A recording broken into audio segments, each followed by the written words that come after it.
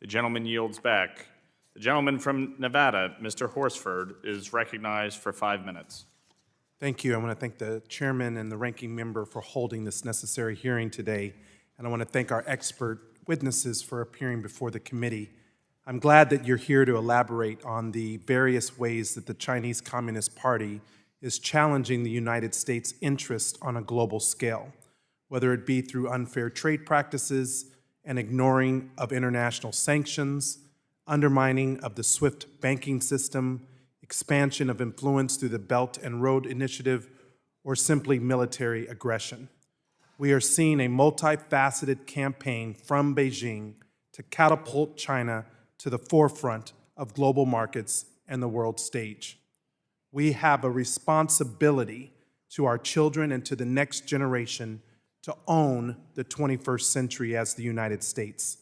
No longer do we have the luxury of waiting for tomorrow, as we are locked in a competition for America's global standing today.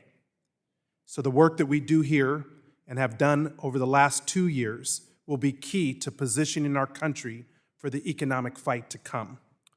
I'm proud to say that House Democrats have delivered and laid the groundwork for American success through strategic investment in our people, our production, and our infrastructure. The CHIPS and Science Act ensures that the technology of the future will be made right here in America by union members with good quality jobs. And as the high-tech manufacturing sector evolves, our production capabilities will grow right along with it. However, other investments were necessary to rebuild our crumbling roads and bridges through the bipartisan infrastructure law, which will allow American businesses to bring their goods to the market faster and at a lower rate. Meanwhile, the Inflation Reduction Act delivered support to the nearly 60,000 manufacturing employees back in my home state of Nevada, while ensuring that the United States will lead the way forward on clean energy. Now, these are just some of the examples, and I know my colleagues on the other side will propose additional ones, and I hope to work with many of you on those efforts. But I believe that we should be focused on also supporting and investing in American companies and the American workforce. For decades, investments, manufacturing, and our supply chains had to be offshored to China by multinational corporations that saw opportunities for ever greater returns. I am particularly worried by the large investments from the Thrift Savings Plan and other retirement accounts into companies controlled by the Chinese Communist Party. Nevadans don't need to have their retirement accounts investing their hard-earned money into companies and funds that are actively competing against us. While I applaud President Biden for his recent executive order barring investments in certain military or surveillance companies, it remains that U.S. investors hold over $1.2 trillion in equity and debt issued by Chinese entities.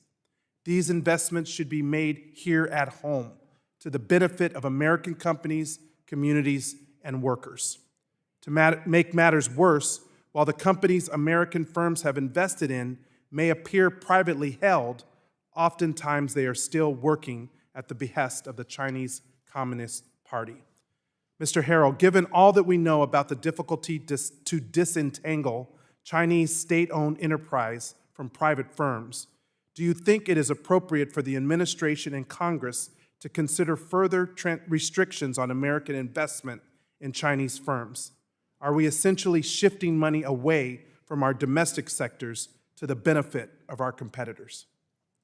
So I do think it is appropriate for Congress and for the Biden administration to look at ways to expand limits on certain U.S. investments in China. I'd recommend in particular that the administration and Congress work to build out the list of Chinese military and surveillance companies where investment is currently prohibited to potentially include other kinds of companies where we see specific national security risks from the investment in those companies. And I also joined several of my colleagues here in endorsing a narrowly targeted review mechanism for certain outbound private investments in China. I do think it's important to look at both these issues. Thank you very much, Mr. Chairman, Madam Ranking Member. I will yield back.